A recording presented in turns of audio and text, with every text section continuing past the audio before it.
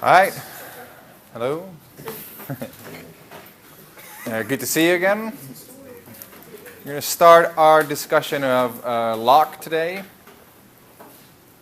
It's a very traditional way of approaching political philosophy, Hobbes, Locke, and then what comes after.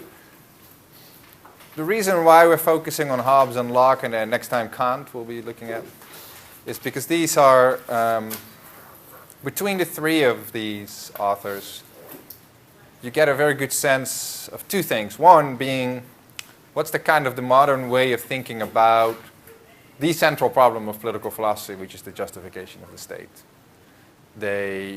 Hobbes begins this, Locke further develops it, and then you see it also in just throughout the social contract theory with Rousseau and Kant.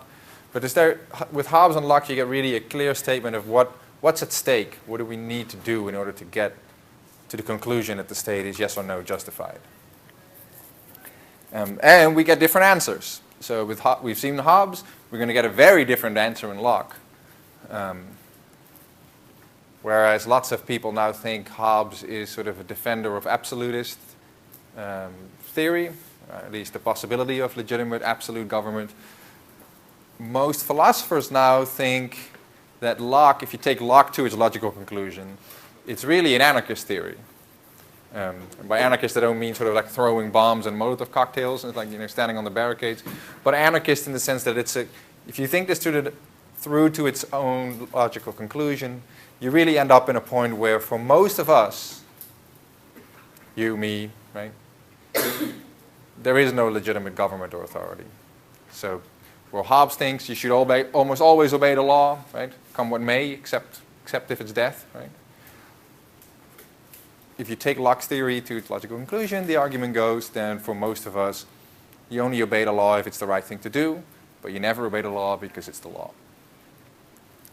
Now that wasn't Locke's own view. Locke himself would not have liked the fact, well, I don't know, who knows what he would have liked, but that's not what he's up to in his theory, right? He's not trying to defend sort of rampant disobedience or he's not trying to criticize or offer a skeptical theory of authority. He's trying to justify the government of his time, but with limits, right? He thinks that people like Hobbes and so on go too far.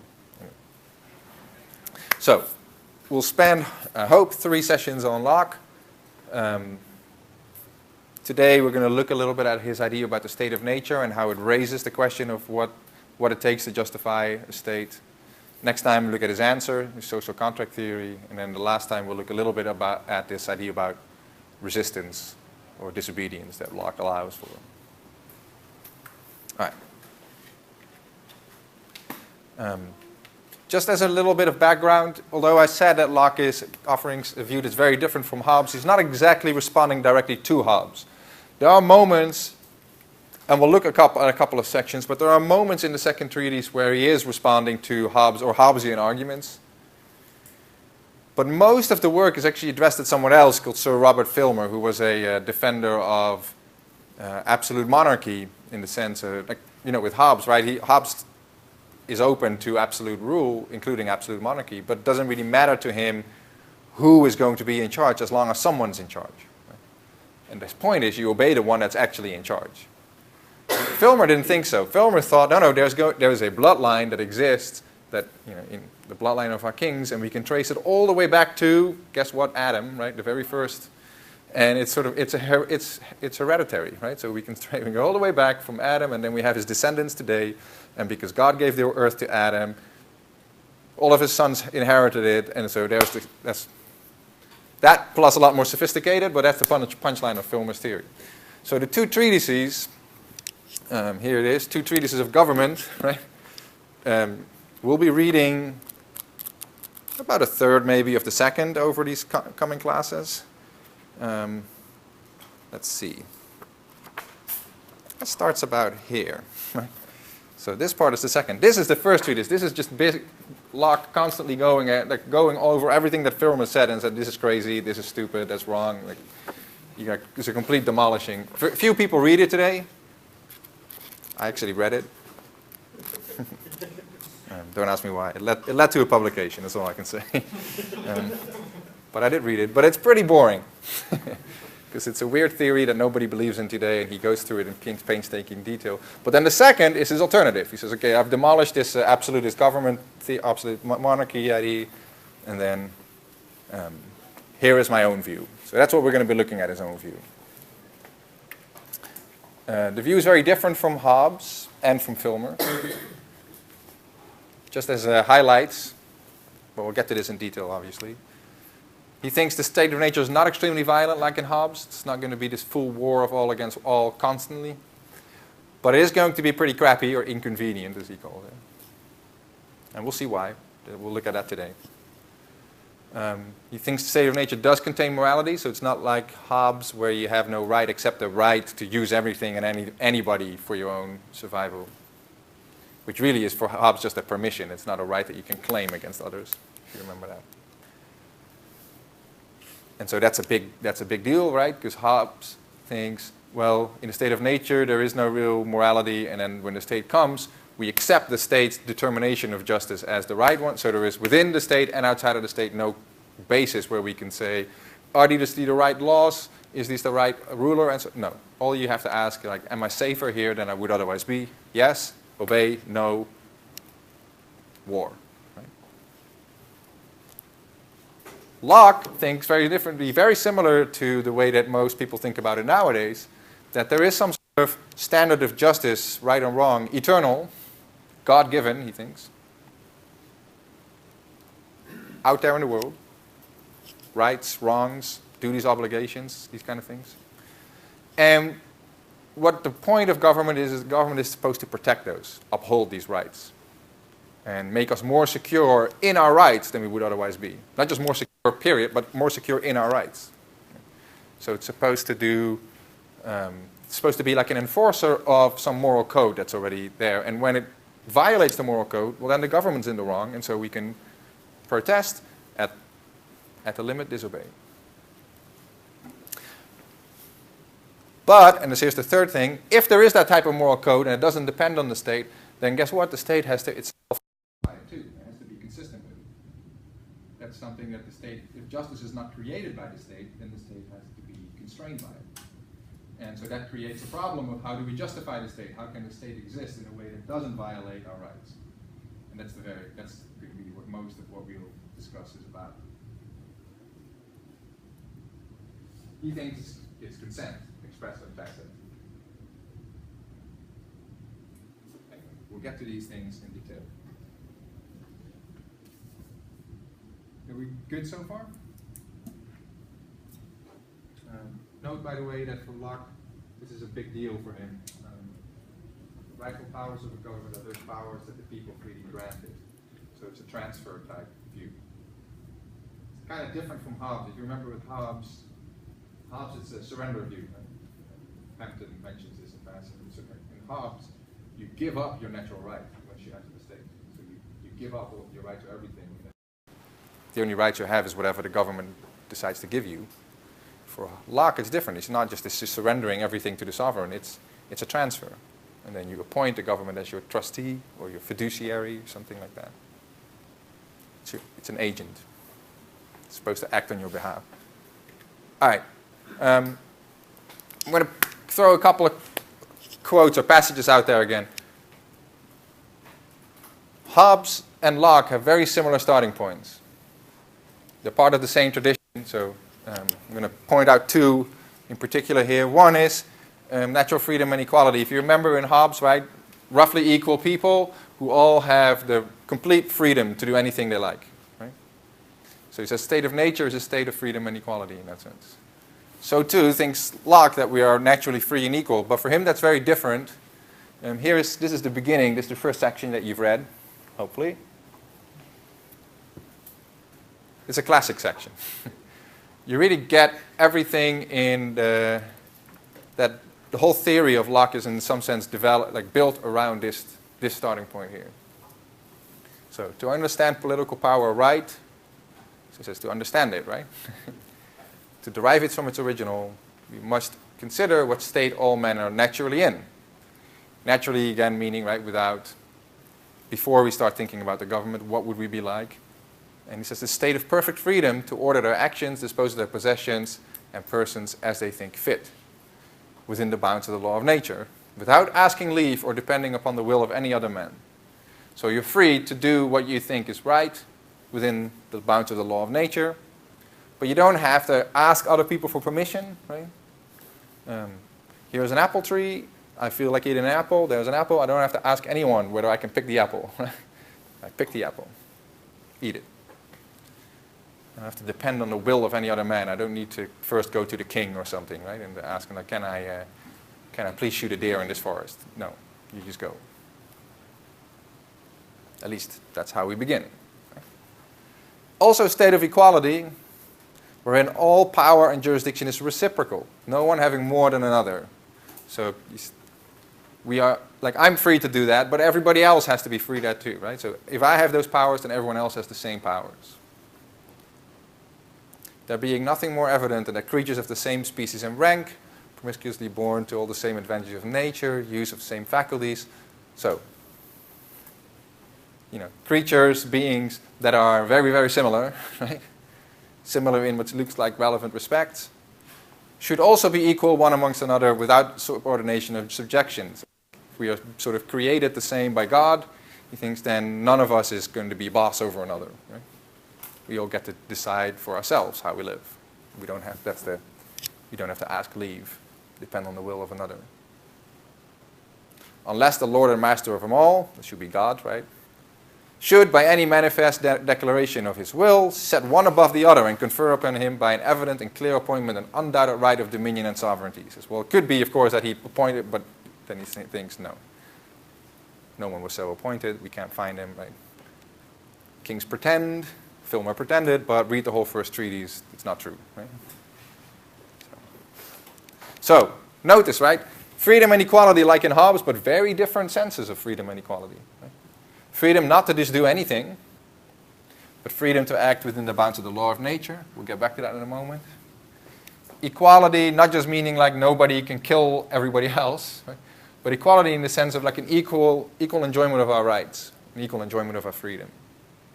So, no natural bosses. You can see the beginning of the problem of how to justify the state, right? Like, if there are no natural bosses, and now we live in a situation in which some sure claim to be bosses over the others, how do we get from one to the other? Right? Here's the second, law of nature based in reason. If you remember Hobbes, what is it, 1819, some laws of nature, they're all derived from reason. That's where morality comes from, justice comes from ultimately, right?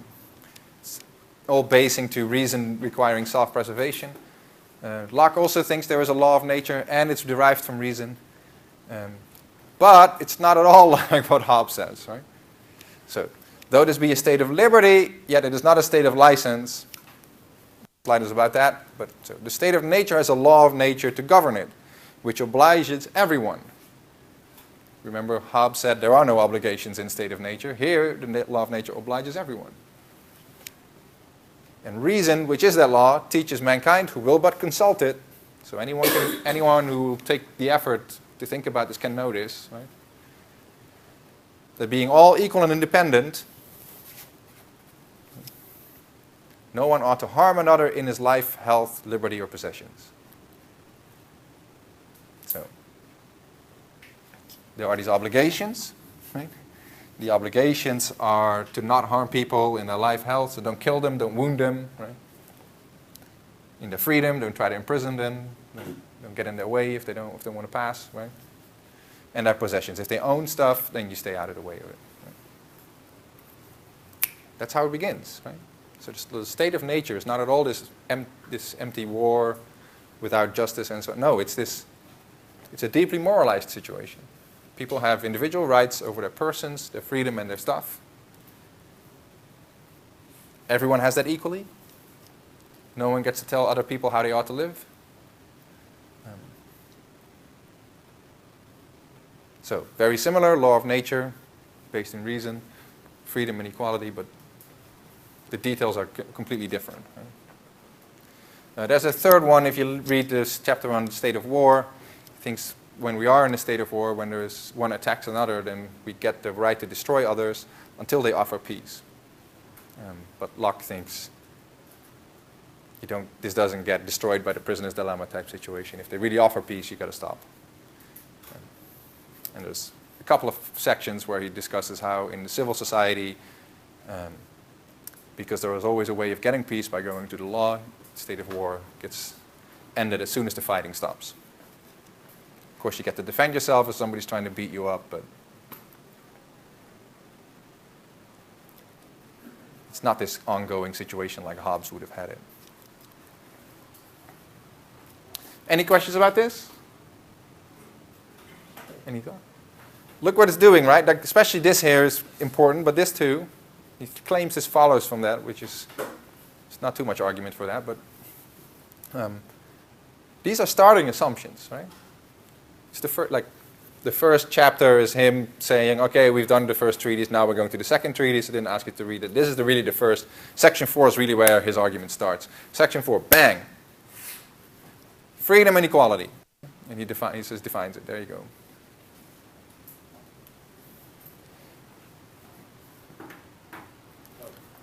Jorge. What does he exactly mean by dispose of their persons? Later on he says you can't kill yourself, but what does he exactly mean by dispose of your person? Is that just their title or their social status or something like that? Yeah, dispose of your persons, your possessions and your persons. I think what he's saying is just free to use it as you seem pleased, as you seem fit, as you say. Yeah, you can't kill yourself, right? Because that will be taking something that doesn't belong to you. It belongs to, that decision is up to God, and so you don't get to usurp that right. But pretty much anything else, right?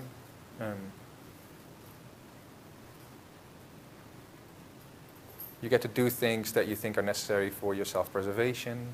You get to engage into innocent delights, as we'll see. He mentions that at some time too. You get to punish people. We'll see that, right? So there's a whole bunch of things that you get to do. And I think here the point is that he's making is you get to do that. You're free to do that in the state of nature. But you're free in a particular sense, namely, you don't have to ask permission, right? So remember, this is coming on the heels of a feudal system in which, quite literally, your person and your possessions your ability to use these depended on the will of another, your lord or something, right? You couldn't just take up any profession, for example. And so Locke is a fierce critic of it, although bizarrely, some people have tried to interpret Locke as if he's defending feudal privileges. These are heterodox readings. The orthodox reading, and I think clearly the right reading, is he's attacking this. He's a defender of the kind of commercial society that was growing at his time and against feudal times. So I think he's making a point here against the royal monarchy or the feudalist system. You get to dispose of yourself in the sense of you get to allocate your time, your energies, you get to live your life as you will, without depending on the will of another man. So nobody has that claim on you to begin with, unless you give it to him, right? Like you can give it to him. But although even there, not entirely. You don't get to kill yourself. You also don't get to sell yourself as a slave, right?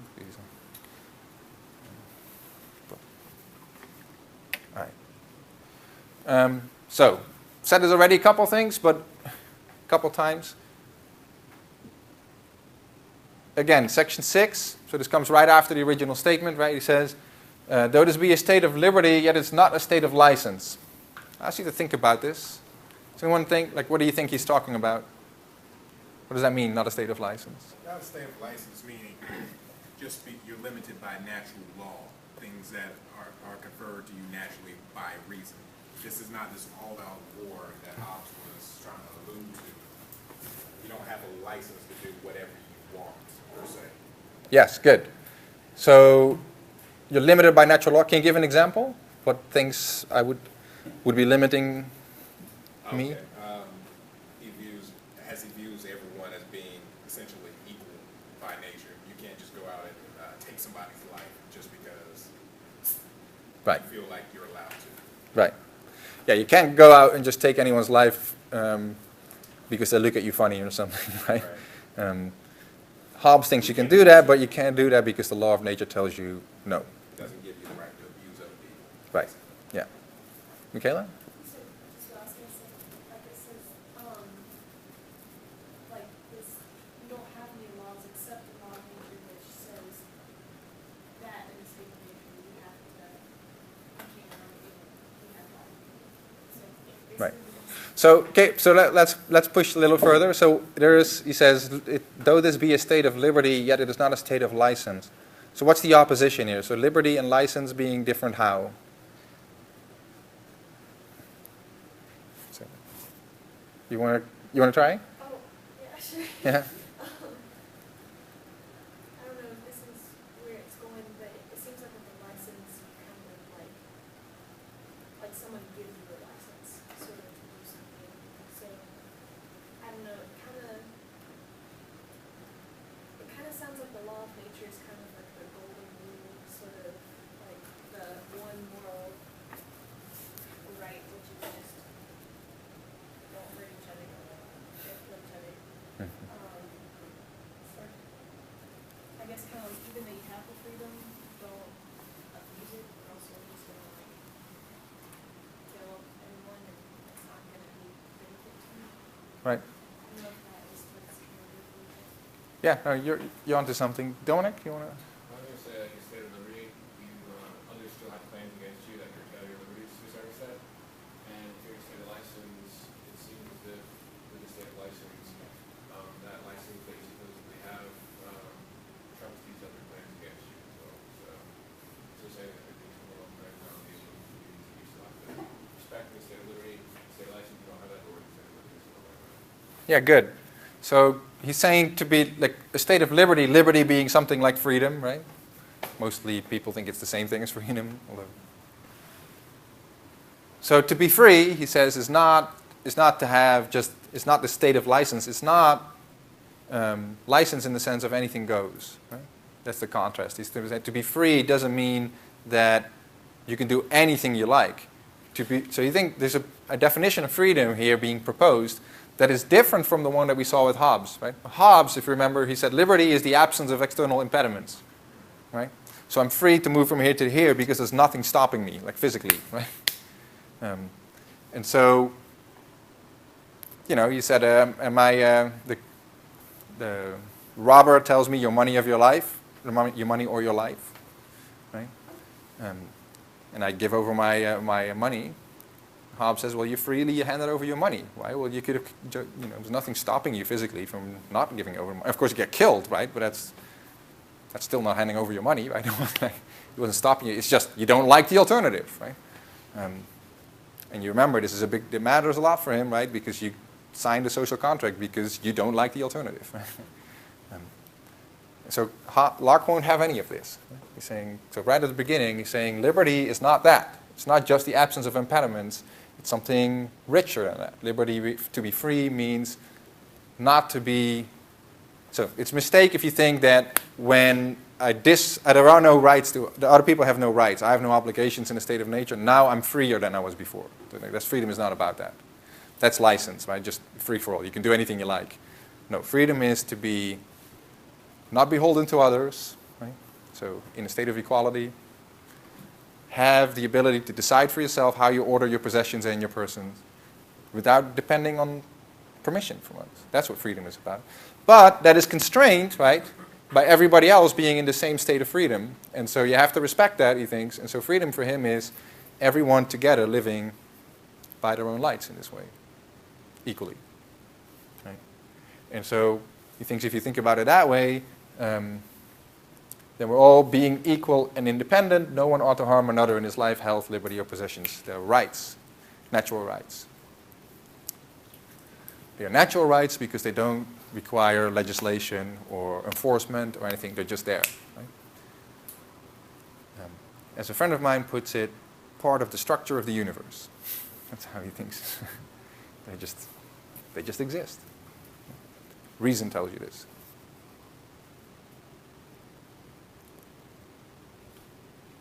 So you can think about this, right? If you think, well, the government's job is to make sure that we're all free, that doesn't mean that the government's job is to try and like remove as many external impediments as possible, right?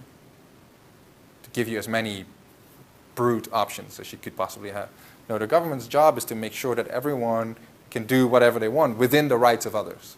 Right? So there's a constraint built in that's moral. It's a moralized conception of freedom here. Right? So to know whether you're free, like, or how free you are, we need to know first what people's rights are. Right? You can't say like we got freer or less free from some scientific perspective or something. Like Hobbes, that's, of course, Hobbes is going crazy right now, but Hobbes thinks this is completely insane. You need to have some sort of scientific, dispassionate, non-moralized, objective sense of freedom that we can use to judge how we're doing, that avoids conflict and so on, but not for Locke. Right? That's built in. Right. If you're interested in this, there is a whole literature on liberty, that on freedom, where philosophers debate this, exactly this type of opposition. If you've got time to kill. All right, so here are three differences with Hobbes. Right? So one, Hobbes thinks the state of nature is both horrible and more immoral because of our capacity for reason. Because the rational course of action is preemptive attack, to reject any constraints on your action. Right? That's why even the body of others is open to you.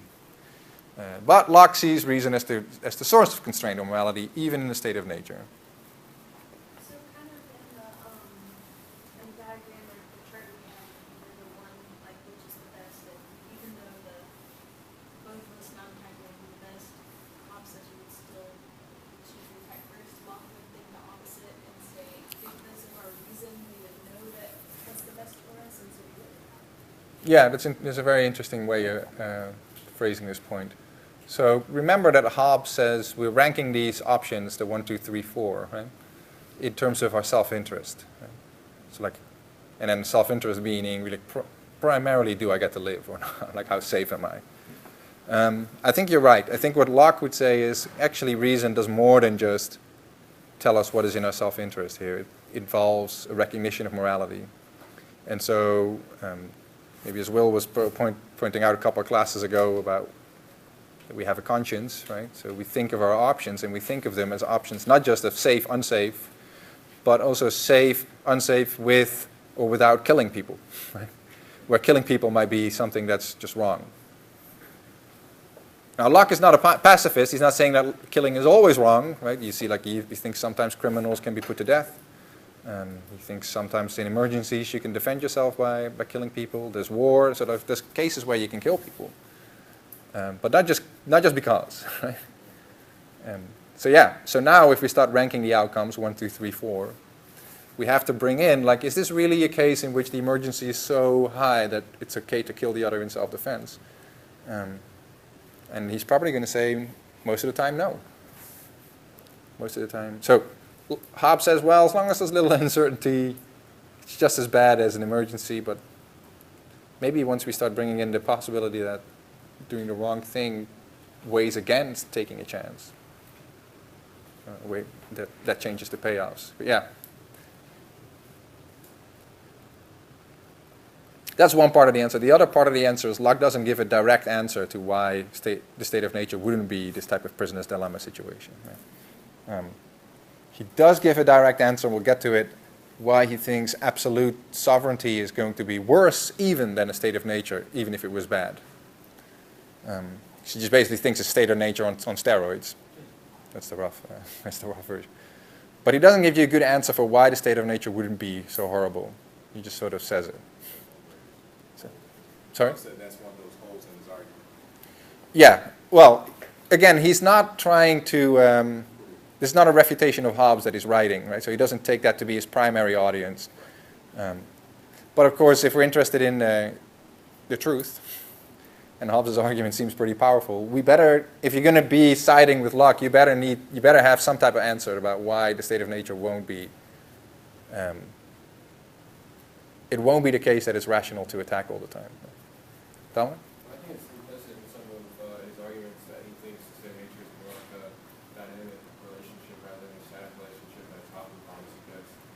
Insofar as he expresses how everybody has and shares the same natural rights, and those rights are somewhat curtailed by other claims against you. So I think he kind of acknowledges that, like, this isn't just strictly just you and I at one time. It's like relationship, human aspect, and this. I think he used it as a stated premise of, it's a dynamic relationship. It's not static. We can be on that.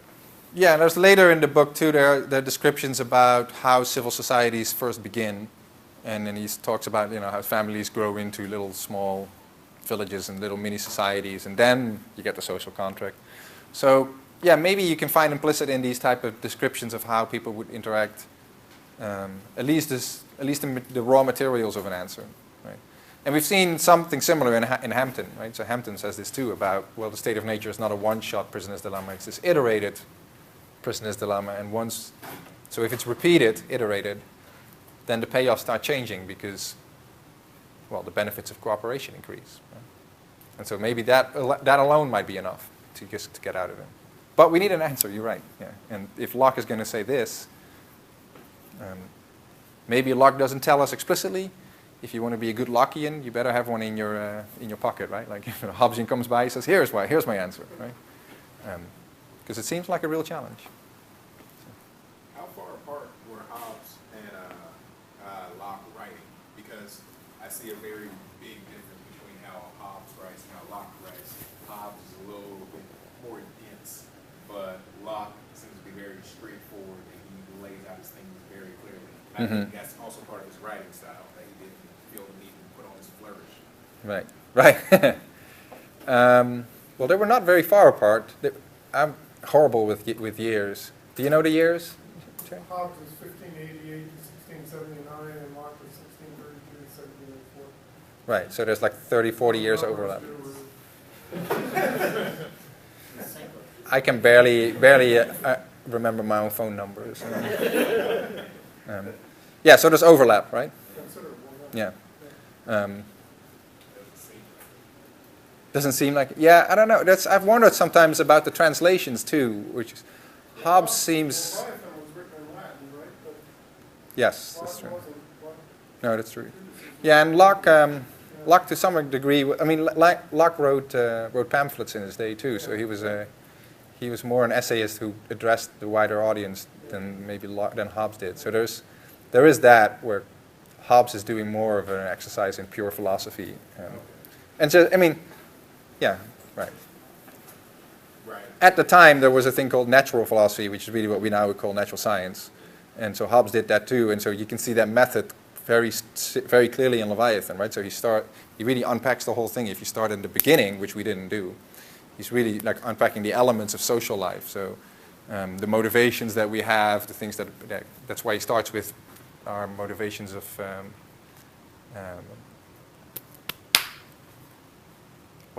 I can't think of the name. Glory, like vainglorious people, and so that's what he starts with the egoism. He says, well, we start with the basic building blocks of society. That's people. But of course, people don't come in these pre-wrapped packages. They themselves have parts. So he unpacks those parts, and then he says, well, this is how the parts of our motivations build up the actions of individual people, and this is how the people together build up a society. And so it's this way that it's what Newton did with. With nature, right? So he says, no, it turns out there are these little particles and there's laws operating on them, and then that together works to, you get things falling at a certain speed and so on. So Locke is not doing that. Yeah. I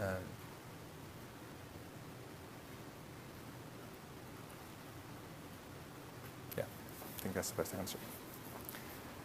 All right, so that's one answer. That's one difference. Here's another difference. So the definition of liberty, we just spent talking about that, is very different from Locke and Hobbes. Locke asserts natural rights. The natural right of Hobbes is this permission. It's just the absence of claims and rights and duties, right? For Locke, very clearly, the rights that we have, right, to our life, health, liberty, or possessions, what they entail is that others ought not to do things to you, right? The law of nature obliges everyone. So there's obligations in the state of nature which for Hobbes are absent, right? The natural right means no obligations. So it's very much opposed. I'm going to skip this question, but it's an interesting question.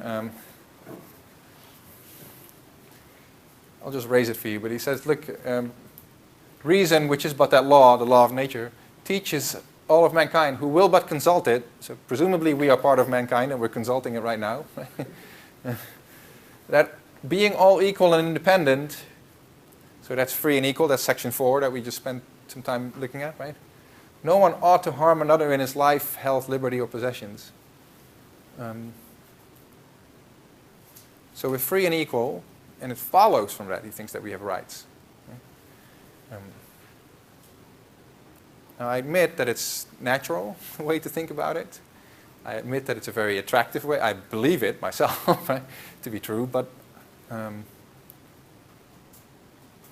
you know, reason teaches anyone who will but consult it.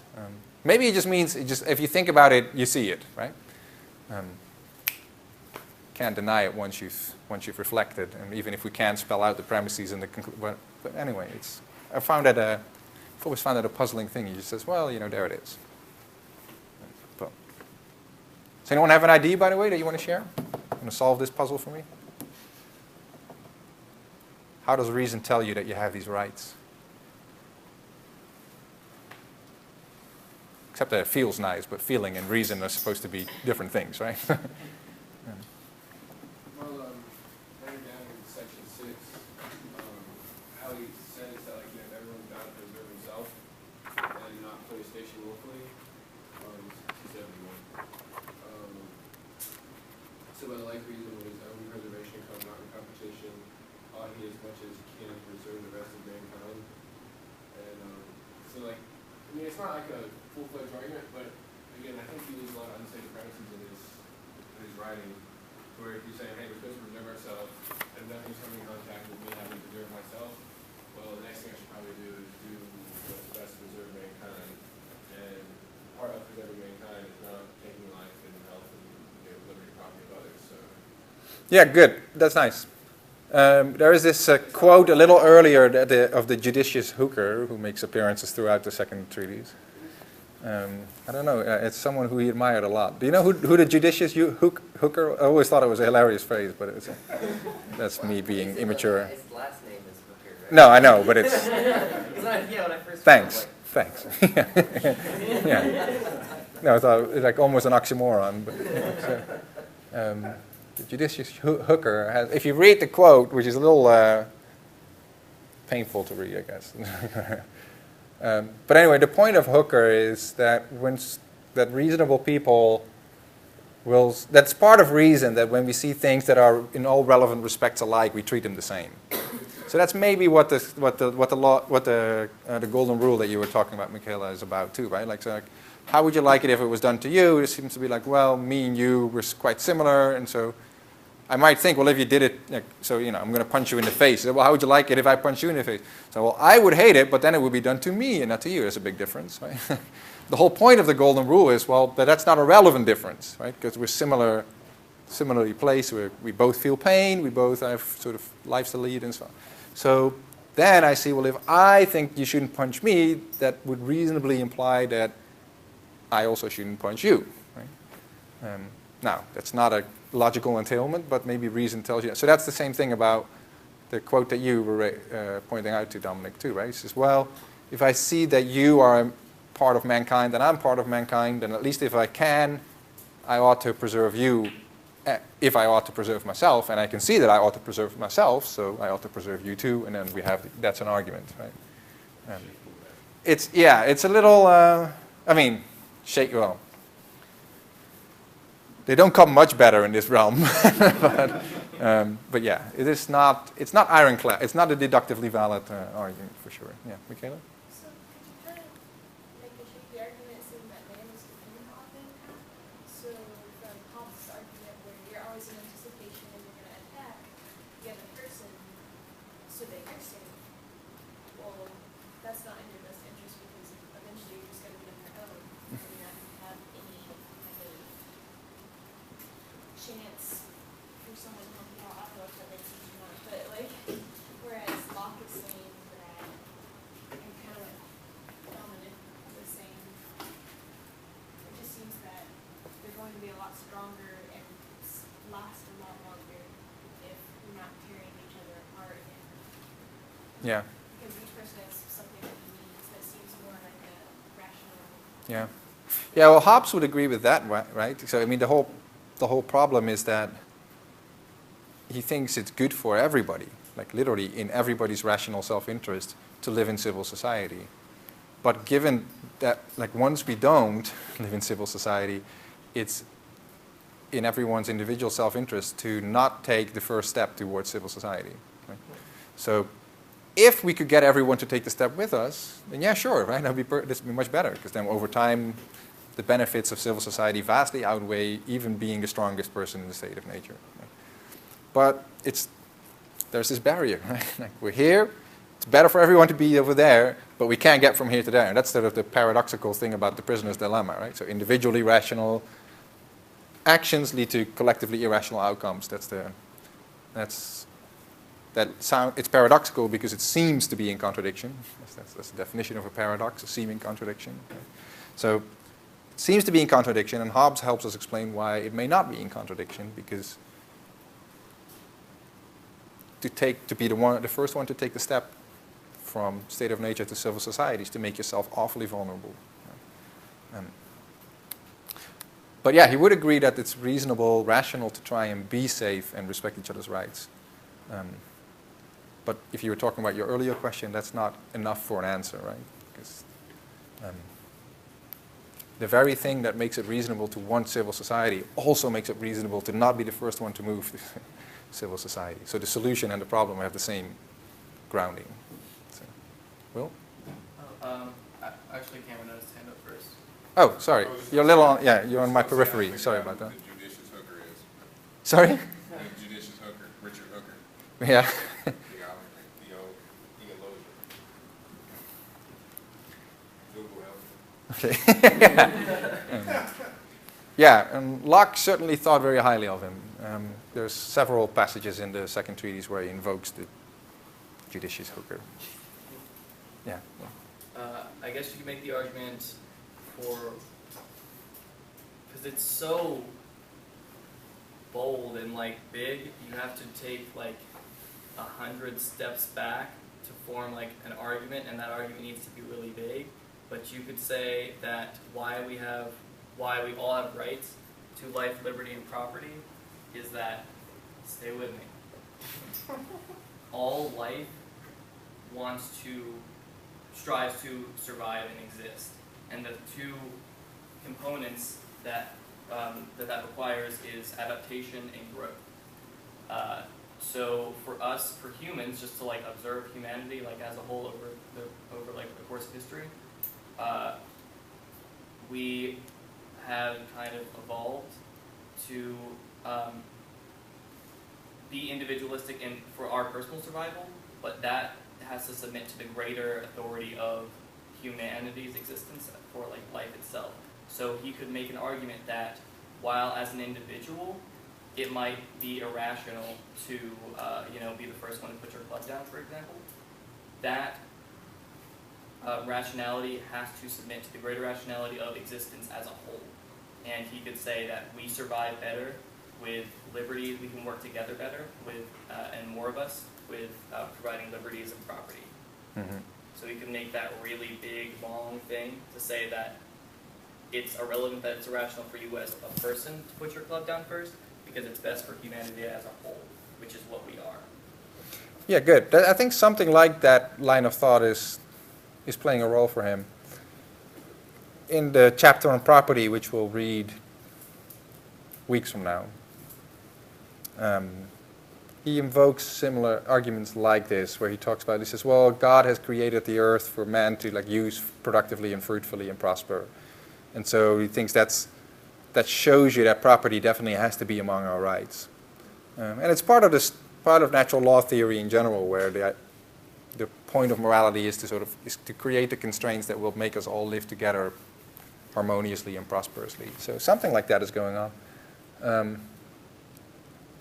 It's tough to see how exactly you could get to an argument for rights that way, but I see where you're going. Yeah. All right. Oh, yes, sir. I'm sorry. Good. No, go. So, would you say I'd rather have people talk too much than talk too little, so keep raising hands. So I feel like a lot of the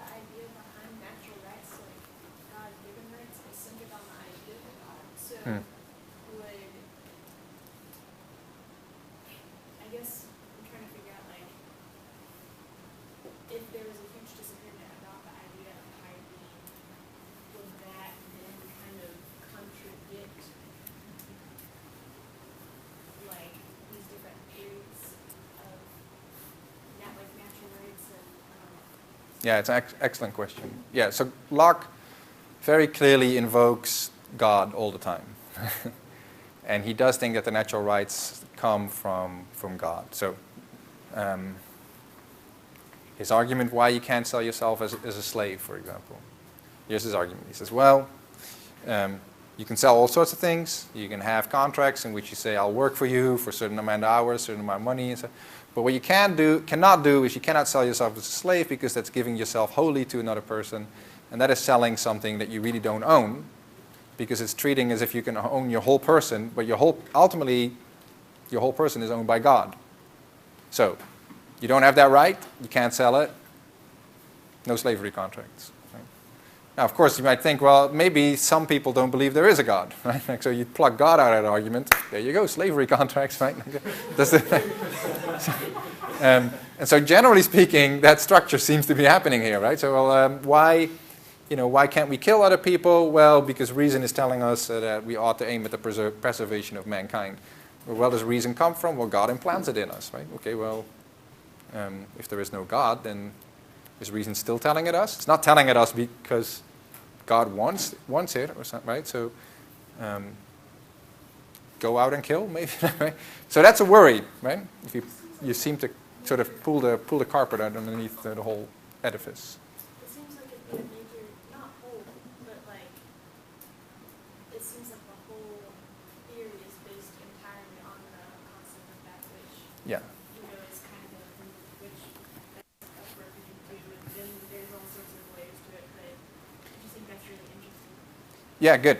I'll come back to you in a second. Yeah, go now. And I think that Locke could have made his argument a lot stronger, still believing as strongly in God as he does in his personal life, but just so that the argument could be a lot more broad to accept for people who do not even necessarily buy into God, which, of course, in this time period, people were not openly very atheists like we have today, or agnostic, what have you. But Yeah, you better not in his day. It would be dangerous. Yeah. the church come after you. Well, you definitely wouldn't have the job that Locke had. But Yeah, definitely not. Yeah. But As he human could have made the found. argument a lot better if he tamped down on God. He could have still made his little nice references every now and then, but don't root your argument for natural rights and human rights. yeah, that's clearly what Hobbes is doing, right? So there's the occasional lip service to God, but ultimately all the arguments rest on something else. Which I'm not saying anything's wrong with Locke invoking God. I mean, Right. That's how he feels. So here's back to you. It's the same point as what Cameron was raising. But, usually it's a philosopher's move, but I think it's a legitimate move. So you can you distinguish between Locke's theory, the actual thing he wrote down, right? And then there's Lockean theory, which is like if you take sort of Locke's, the structure of thought and the ideas that he's proposing seriously, and you try and build sort of the best possible theory, which may or may not be Locke's own theory, right, out of that. Now, Locke's theory depends on God. Right? It's there all over the place, right from the beginning. But Lockean theory might try to invoke some of the ideas that Locke is working with and see if can we come up with another basis for them that doesn't rely on God. Now, maybe God exists, great, then we're home free, right? But if suppose God doesn't exist, then, well, here's another reason why you should still believe the theory is true. Right? So modern day Lockeans, so like people live today who see themselves as Lockeans and write Lockean theory, they don't invoke God anymore. Many of them, I'm sure, don't believe in God, but even those who would think that you need a different basis to get a good theory going, just in case people don't believe in God. Right? So most people think that, we said like the argument of the kind that Dominic was suggesting, where if we recognize things as relevantly similar, then we should treat them as similar, and so in the state of nature, we see that we're all sort of relevantly similarly created. We all have our sort of capacity for reason. We all have some sort of independent bodies and minds and things like that. And so that's, we should treat each other as having these type of rights. Something of an argument. That doesn't depend on God at all, right? Locke is saying it's coming from reason, and most people, at least at first pass, think the golden rule is it's a pretty strong, compelling idea. Well, if it is, then maybe there's something in our reasoning that appeals to, that we can't quite spell out in deductive, but deductive reason isn't the only kind of reason. So, yeah.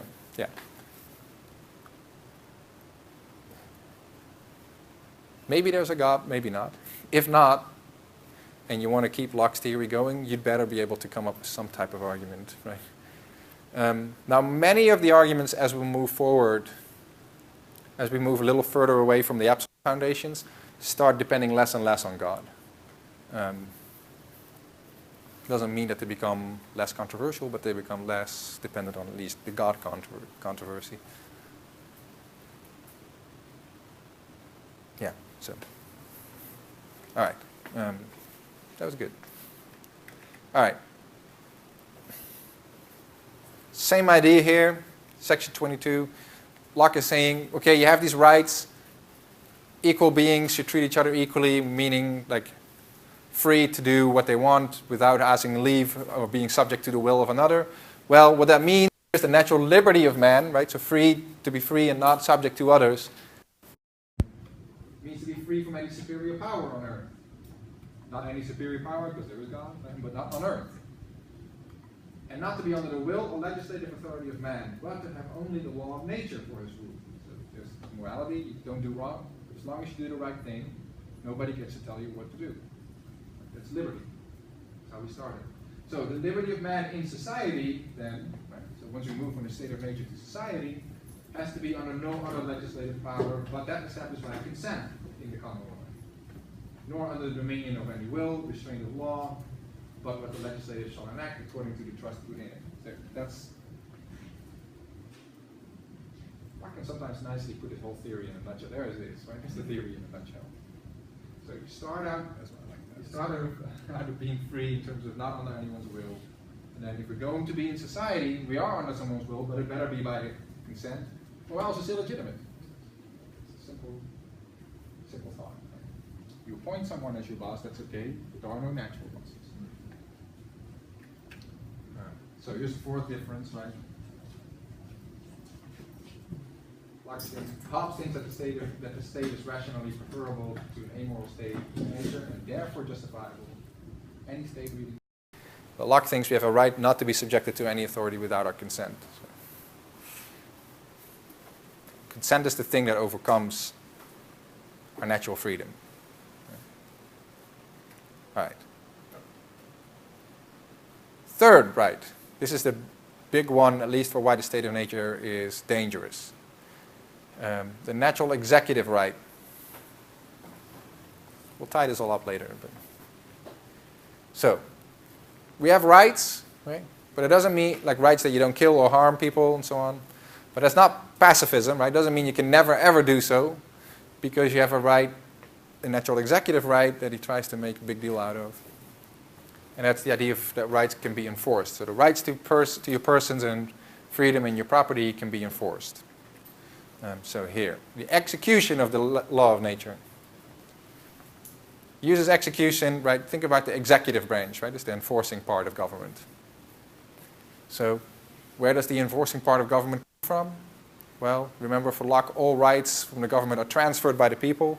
So if there's going to be an executive enforcing branch, then there has to be transfer to it, which means that before the government is there, we have to have that type of right ourselves. Right?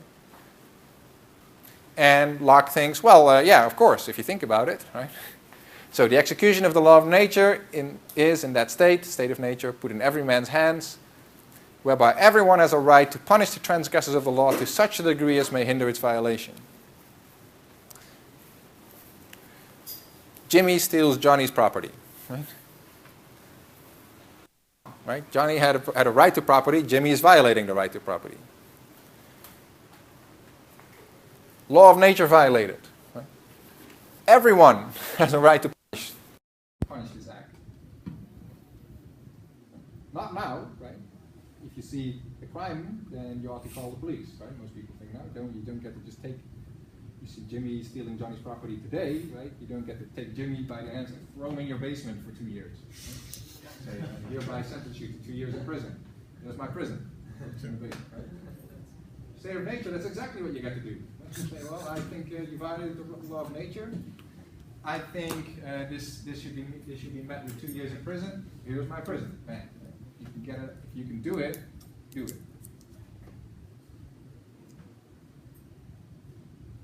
Why? Why is there no police? Why can everyone do it? Well, it's a state of perfect equality.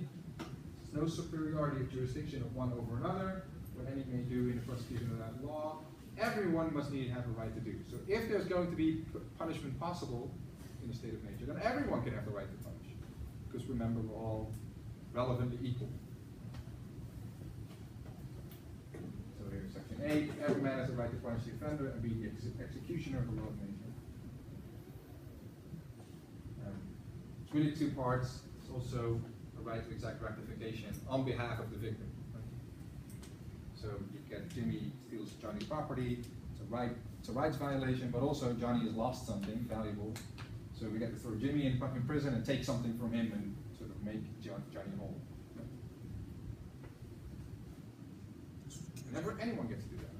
Because if anyone gets to do it, everyone gets to do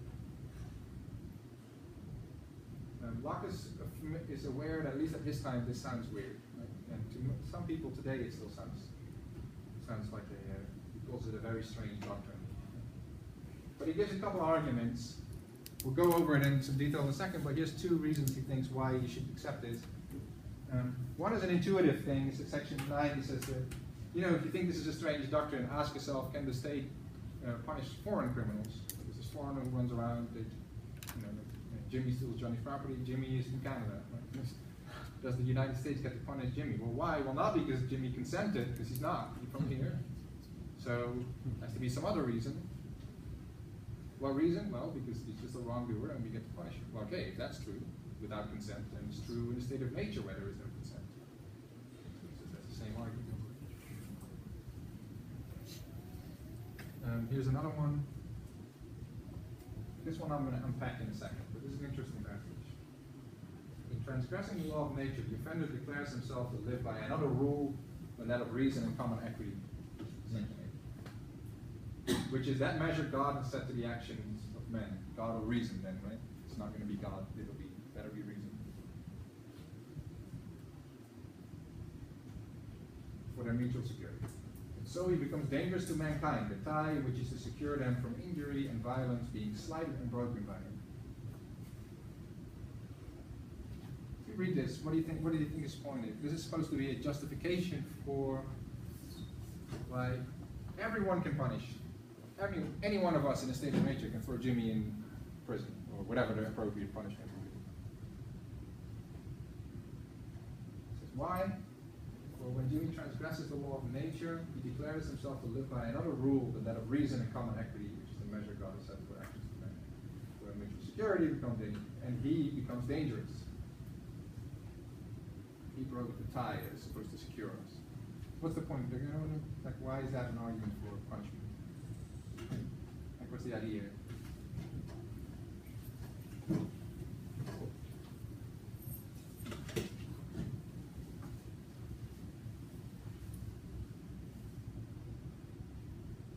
I mean, it seems like they kind of break the unspoken or non-formal contract, and so it justifies you acting because it kind of, it seems like it goes back to the prisoner's dilemma. They've already chosen to defend, so it's fair for you to just go ahead and attack them. Interesting, yeah. Why is it fair for you to go and attack if they started to attack first? Because it protects your life, liberty, whatever. Those liberties are guaranteed according to law. Mm-hmm. Yeah, that's just to say that it's sort of in your self-interest, right? It's the safe option is for you. But why is it immoral? Like he's trying to tell us why the state of nature is morally okay. Like we have a right, executive right. Dollar? Is it because the transgressors neglecting their moral duties to you? I can't hear Is you. it because the transgressors neglecting their moral duties to you, since you have these claims that are established, are set forth, and so if they're neglecting their moral duties, they're kind of an obligation, and then the way to kind of ensure that everybody doesn't just neglect their moral duties, or is to kind of have this Yeah, I think that's in the right direction. It's an interesting idea. Locke wants to say that the idea here is very quickly is you're only required to respect the rights of people who in turn respect your rights. So it's reciprocal in that way. Right? They started it. That's sort of the argument, right? And that's of course a childish thing to say most of the time, but in this case it's actually a good thing to say, Locke says, because there is this tie between us. There's this protection of our rights, and that's supposed to keep us peacefully and living in respect of each other's freedoms and rights. And guess what? They broke it from their side, and that means that we're from our side no longer tied by it towards them either. Normally, it's wrong for me to throw Jimmy in my basement for 2 years. Right? He has a right that I don't do so because he has a right to his liberty. But Jimmy, by stealing Johnny's property, he's already started neglecting the law of nature, and so now I don't have to keep the law, hold these requirements of the law of nature as between us either, and I get to throw him in prison. Isn't it more of a rectification of the tie though? So in a sense that you and I treat each other with the same respect because we both have the same rights. So you neglect my rights, so then it's almost like two negatives making a positive in a sense. It's a great question, although strictly speaking the answer is no. There's two, in total right now in the literature on punishment, there's 3 main theories. But 2 of the main theories are the one that you're raising and the one that Locke is raising. Locke is raising what's sometimes called a forfeiture theory. To say if you are a criminal, by committing the crime, you forfeit your right not to be punished. Normally you have that right, now you commit a crime, the right disappears because you committed the crime. This is supposed to be a story about why. And so now you can punish me if I'm the criminal because I no longer have a right against you that you don't do it. And so you don't violate any of my rights, that's done. Now Kant gives a different argument. He gives the argument that you're saying. Kant is sometimes called Terence. It's Terry, would it come using the name? Retribution? Yeah, retributive. Thank you. Retributive theory. And there the idea, so eye for an eye. That's, Kant explicitly invokes this, and he thinks if the thief commits a property rights violation, that's a wrong to some sort of degree. What that means is they open themselves up to retribution to the same degree to undo it, so you sort of offset it. So you have the retribution which cancels out the original wrong, and now you're back at the baseline where you're supposed to begin. But that's not true. That's not what Locke is saying, right? Locke is not saying, well, there is this wrong that exists sort of out there in the universe, and now we're trying to cancel it out by doing something that's equally bad to the person who committed the bad. No, he's saying, look, the criminal loses their right to freedom, and so you throw them in prison. It's fine. It's a different story. So interesting question. Would Locke agree with this sentiment right here? If someone is rational, you can negotiate with them, but if they're irrational, then you have to use force.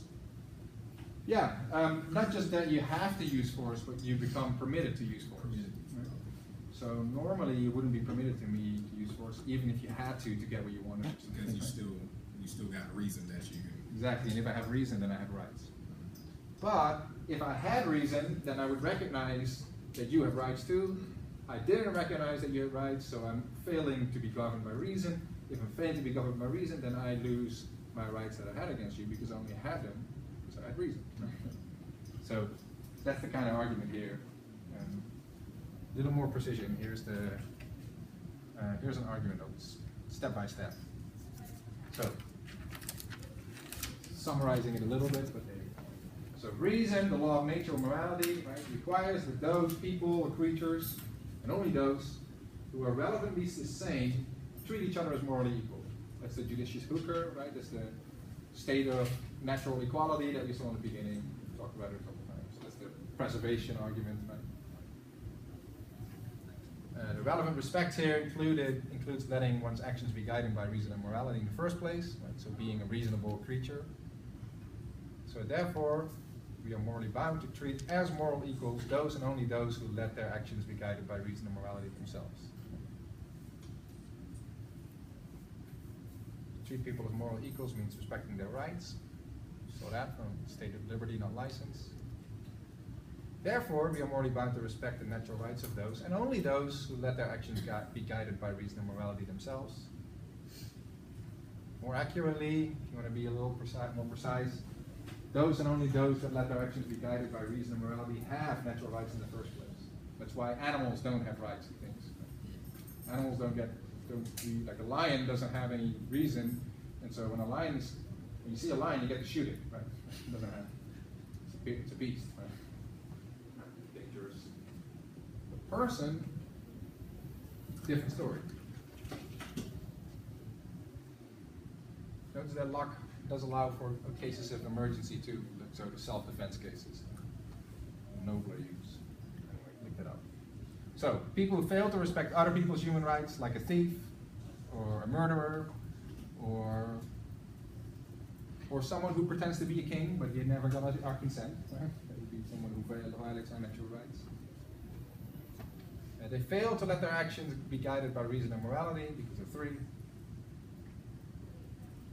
And so therefore, we are not morally bound to respect those people who fail to let their actions be guided by reason and morality. The criminal doesn't do this, right? Because the criminal, if he did let his actions be guided by reason and morality, he wouldn't be a criminal. He's a criminal, so he's not letting reason guide himself. And if he's not letting reason guide himself, then he doesn't have any rights anymore. He's lost his rights, forfeited. And if he doesn't have any rights, well, then you get to do whatever you want. You punish him. One reason you might want to punish him, for example, as Locke says, you might want to deter others in the future from committing the crime. You might be pissed off. Who gives, right? They don't have any place like that. Like a fly. That might suggest that any punishment would be justified no matter what. That there would be no limit on what you can do. Yeah, it's not Locke's view, of course. It's not. Yeah, Locke is to some degree required to offset it. Yeah, it depends. So in the but in the literature on forfeiture, people say you could lose the right not to be punished to a certain degree. So you might not lose all rights all over the place, but only the right to a certain. Maybe your right to liberty for 2 years is what you lose. Because even Locke says that your punishment has to be guided by reason too. Reason and morality. Yeah, and so there's something similar to the retribution theory there, where there's going to be some sort of measure of equity between the wrong and the rights that you lose.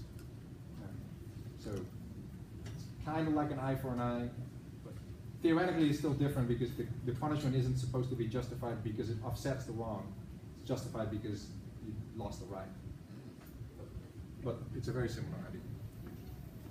Right, so this is an argument that starts with just Locke's idea about natural equality and ends up with the natural executive right. Because this is a strange doctrine that maybe anyone could throw Jimmy in their basement to punish him for stealing Johnny's property. But it's really just a consequence of us being naturally equal. Again, if anyone can do it, everyone can do it. Unless we consent, of course. We create a government to do it for us, different story, but in a state of nature, everyone can do it. All right. This will be the last thing we do today. You can see the trouble now, right? If everyone gets to punish Jimmy for stealing Johnny's stuff, you might think the state of nature will get kind of dangerous. Now, we've seen already he doesn't think it's going to be all out war like Hobbes thinks, but it's inconvenient or crappy or just dangerous or risky, uncertain. Uncertain uses the word. So I doubt not, but it will be objected. Says that after he's presented the punishment stuff, that it is unreasonable for men to be judges in their own case. Judge, jury, and executioner, really. That self-love will make men partial to themselves and their friends. So you're not going to be impartial judge, you're going to be partial judge. Unfair. And on the other side, that ill nature, passion, and revenge will carry him too far in punishing others. So if I'm friends with Jimmy, I'll arrest him and I'll throw him in prison for like 2 days and say, all right, get on. Don't do it again, don't do it. Okay, I won't do it again. Okay, off you go. But of course, Johnny's not going to be too happy about that, right? So there's some tension there. On the other hand, if I already thought that Jimmy was an asshole, then I might throw him in prison for life. But he doesn't deserve to be thrown in prison for life. He deserves only for 2 years. So, what's going to happen is at some point, Jimmy, after 2 years, Jimmy's going to get nervous and he might attack me. Maybe Jimmy has some friends, right? Now those show up and they start going after me. Maybe if I punish him only for 2 days, Johnny will get pissed off and he'll come over to me and start try to punish Jimmy as well. But I say, I already punished Jimmy. You don't get to punish him. You're a rights violation. Now we'll fight. But that won't go crazy like Hobbes says. At some point we'll go home, or someone will lose and then it's over or something, right? But pretty crappy, right? Pretty dangerous. So he agrees. This is an objection. He said, I doubt not someone will object. And he says, yeah, this will happen. People will not be impartial. They'll get angry when they're wrong. They'll overreact. Over-punish strangers, but under-punish their friends. And there's other issues that get raised. There's difficult questions about natural rights. We start interpreting them in our own favor. We talked about this with Hobbes, right? No trespass. Right? Okay, no trespass. What does it mean? Okay, you've got your land here. I guess it means I don't get to step on it. Right? Okay. But if I've got my little drone and I fly it over at like 100 feet, is that trespass? Well, I'm not on the land, right? You hear the buzzing. Maybe you have a little camera hanging on it. Is that trespass? Maybe that's trespass. How about I fly my airplane at 10,000 feet? How about a space shuttle or a satellite? I don't know. Some of this kind of sounds like stepping sounds like trespass. Maybe the drone, but at some point, where? I don't know. Pretty hard. I know what I might say if I'm the owner of the drone or the airplane. And I know what I might say if you're the owner of the airplane and I'm the owner of the land. It's not going to be the same thing. So, in a state of nature, all these things lead to trouble. Right?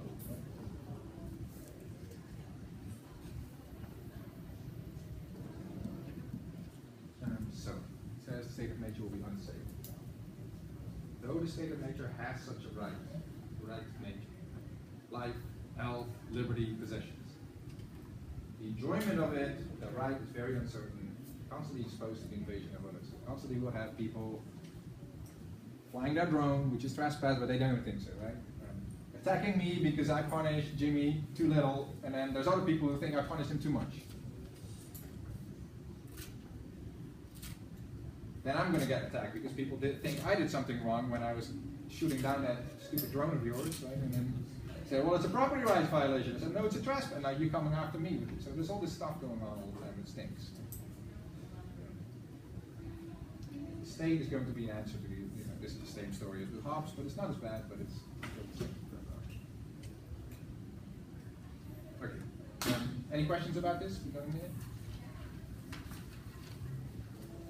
Could you flip to the previous slide real quick? Previous? Yeah, sure. This one? You just want to write things out? I just, yeah, I make sure. I'll post this on the campus. All right, we'll finish this and we'll look at the consent argument on Thursday.